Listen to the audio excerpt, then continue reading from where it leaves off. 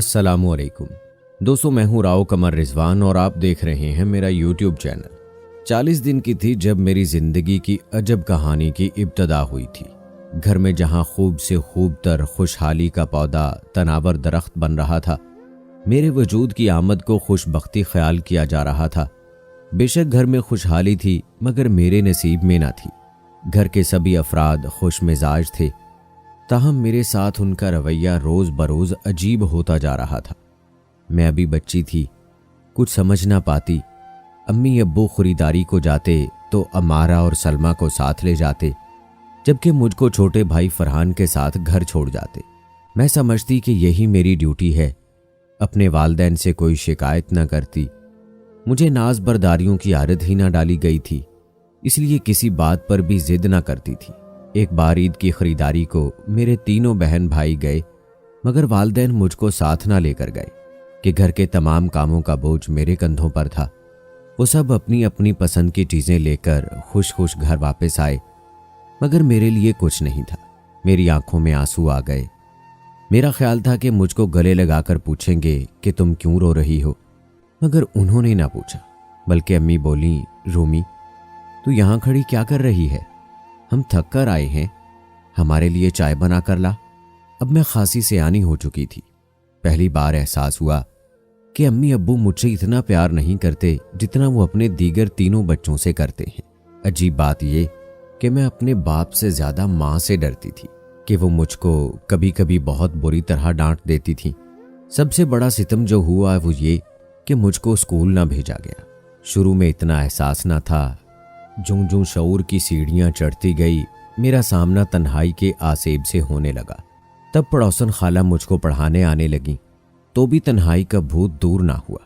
आहिस्ता आहिस्ता ये आसेब मुझ पर कब्जा जमाने लगा और मेरी शख्सियत खत्म होती गई। अब मुझसे जो करने को कहा जाता बिना चूं चरा करती।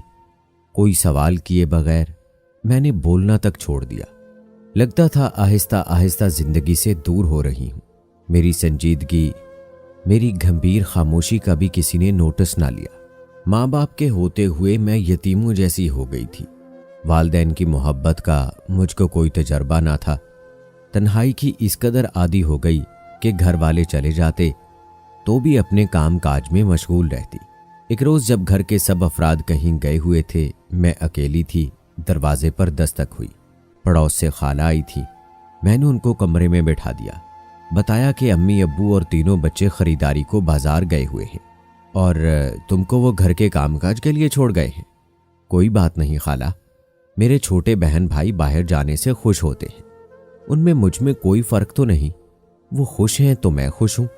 तब खाला ने ठंडी सांस भरकर कहा, क्या किया जाए, तेरा बाप भी तो ना जाने कहां चला गया है और माँ तेरी शादी करके दूसरे की हो गई है। उसको इस मर्द के बच्चे तो दिखते हैं पर तू नहीं। जाने तेरी माँ की ममता को क्या हो गया है। उनकी बात पर मैं हैरत से उनके चेहरे को तकने लगी। पूछा, खाला सच बताओ, क्या अब्बू मेरे हकीकी बाप नहीं है? जो कहना था कह दिया है बेटी। बार बार वो बात ना कहलवाओ जो मैं नहीं कहना चाहती। आपने बात मुंह से निकाल ही दी है तो अब पूरी बात बताइए। क्या अम्मी भी मेरी नहीं है? ये भी मुझसे वैसा प्यार नहीं करती जैसा मेरे छोटे भाई और बहनों से करती हैं? हाँ बेटा, बस ऐसा ही जानो। माँ भी मर गई है तेरी, लेकिन अब तो तुमने इन्हीं के पास रहना है। अब तेरा इस दुनिया में है कौन इनके सिवा? खाला की बातें मेरी समझ में आ भी रही थीं और नहीं भी। मुझको हैरान और परेशान देख वो बोली, बेटी रेहान साहब की औलाद ना थी और वो दूसरी शादी करना ना चाहते थे। इस वजह से तुझको अपने मज़ारे से ले लिया था। जब औलाद हो गई तो उनको अपने बच्चे प्यारे लगने लगे और तुझको एक जानिब कर दिया। यही सच है। सारे मोहल्ले में एक मैं ही इस राज की गवाह हूं। आज इस वजह से बता दिया है कि मैंने तो मर जाना है। तुझको असल हकीकत कोई बताए या ना बताए, शायद मैं भी ना बताती, लेकिन तेरी हालत देखकर दुख होता रहता था। और तुम्हारी माँ की तब्दीली पर हैरत। पहले पहल तो उन्होंने तुमको ऐसा प्यार दिया, दूसरे बच्चों के होने के बाद तुम उन्हें बोझ लगने लगी। अब तुम्हारी कोई हैसियत नहीं है। तुम तो बस एक मज़ारे की बेटी हो जो वडेरों की चाकरी के लिए ही पैदा होते हैं। ये सुनते ही मुझ पर क़यामत टूट पड़ी। अब मुझको अम्मी अब्बू के रवैये की समझ आ गई, वरना मेरे नन्हे से दिमाग में ये मामला एक डोर की तरह उलझा हुआ था। अब सारी बात आया थी। मैं इतना रोई कि पहले कभी इतना ना रोई थी। खाला को भी दुख हुआ कि उन्होंने ये सब मुझे क्यों बता दिया। मुझे अब भी यकीन ना आ रहा था कि ये सच है कि मैं उनकी लेपालिक हूं। ये मेरे माँ बाप नहीं हैं और असल माँ बाप कोई और है। क्या मैं अब इस दुनिया में लावारिस, बेआसरा और बेसहारा हूं? वो घर जिसको अपना समझती थी अब मुझको पराया लगने लगा। लम्हों में ही दिल ने उस घर से शनासाई के सारे रिश्ते तोड़ दिए। ताहम एक मध्यम सी उम्मीद अब भी बाकी थी कि शायद खाला गलत कह रही हूं। जब किसी को भी पता नहीं तो खाला इस राज को कैसे जानती हैं? मैंने पूछ ही लिया, खाला ये सब आप कैसे जानती हैं? जब तुम्हारे वालिदैन ने ये घर खरीदा था तो मोहल्ले में बस यही 2 घर थे, एक तुम्हारे वालिद का और दूसरा मेरा। बाकी मोहल्ले के मकानात बाद में रफ्ता रफ्ता तामीर और आबाद हुए। तभी तुम्हारी अम्मी का और मेरा ज्यादा वक्त साथ गुजरा। हम दोनों तकरीबन सारा दिन ही साथ रहती थी। खाला ये कहकर उठ गई। वो तो अपने घर सुकून से चली गई। मेरी जिंदगी का चैन तहस नहस कर गई। उनके जाने के बाद जूं जूं मैं गौर करती जाती थी, सब बातें समझ में आती जाती थी कि मुझे उस घर में वो मकाम और अहमियत क्यों नहीं मिलती जो मेरे भाई और दोनों बहनों को हासिल है। माँ क्यों बात बेबात मुझको डांटती हैं और बाप घर आता तो मेरी तरफ देखना भी पसंद नहीं करता। अब हर वक्त यही बात मेरे जहन में गर्दिश करती कि मेरे माँ बाप कौन है। अब इस घर और घर वालों से मुझे कोई दिलचस्पी ना रही। मैं बिल्कुल खामोश रहने लगी। जो वो कहते कर देती। उन दिनों बस मेरी बेबसी देखने के लायक थी। सोचती काश खाला ये सब मुझको ना बताती। इंसान उस वक्त तक सुकून में रहता है जब तक वो बाखबर नहीं होता। आगही बेचैनी को जन्म देती है। चुनांचे मेरी आगही भी मेरे लिए अजाब बन गई। मैं हर वक्त एक अनजानी सी आग में जलती रहती थी। मेरा सब्र शायद मेरा वो एतमाद था जो मैं अपने माँ बाप पर करती थी। एतमाद टूटा तो सब्र की दौलत भी मट्टी में मिल गई। दिल का प्याला अब हर वक्त आंसुओं से लबरेज रहता था कि जरा सी जुम्बिश से छलक जाता था और आंखें इस पानी को अपने अंदर रोक नहीं सकती थी। उनकी संगदिली बढ़ती रही, लेकिन अब मुझको उनसे कोई गिला नहीं था क्योंकि मैं उनकी कुछ नहीं लगती थी। पहले तो मैं उनकी बेरुखी, डांट और नाइंसाफियां इसलिए बर्दाश्त कर लेती थी कि समझती वो मेरे वालिदैन हैं, जो चाहें मेरे साथ कर सकते हैं, ये उनका हक है और फर्माबरदारी मेरा फर्ज है। लेकिन खाला ने हकीकत बताकर मुझको खाली हाथ कर दिया।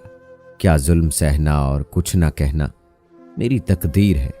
आखिर कब तक? अब यही सवाल हर वक्त मुझको परेशान करने लगा। एक मोहब्बत ही तो वो ताकत है जिसके बलबूते पर दूसरों के हुकूक आप अपने हाथ में ले सकते हैं। जब उनको मुझसे मोहब्बत न थी तो डांटने, डपटने और हुक्म चलाने का भी हक नहीं था। मैंने घर छोड़ने का फैसला कर लिया। एक रोज अम्मी सलमा और फरहान के साथ किसी के घर सालगिरह में गई हुई थी, जबकि अमारा घर पर थी। अमारा ने कहा, आपा मेरे कपड़े धो दो, बाकी काम कर लूं फिर धो दूंगी। मैंने जवाब दिया। उसे मेरी ये गुस्ताखी ना भाई। उसने धमकाया कि अभी ना धोए तो अच्छा ना होगा। मैंने परवाह ना की और अपने काम में मगन रही। अचानक उसने चिल्लाकर मुझे बुलाया। क्या बात है, क्यों चिल्ला रही हो? क्या तुमने कल मेरे कमरे की सफाई की थी? हाँ की थी। मेरी अलमारी में रुपए रखे थे, वो अब नहीं है। अलमारी तो मैंने नहीं खोली, अच्छी तरह देखो। पड़े होंगे, मैं क्यों तुम्हारे रुपए लूंगी? तुम ही ने लिए हैं। मैंने अच्छी तरह देखा है, वहां रुपए नहीं है। उसका लहजा तौहीन आमेज था। वो चिल्लाकर बोल रही थी तो मैंने भी उसको इसी तरह चिल्लाकर जवाब दिया। तभी वो शशदर रह गई। आपा रूमी, आज क्या हो गया है तुम्हें? जो तुम्हें हो गया है, तुम्हें क्या हो गया है?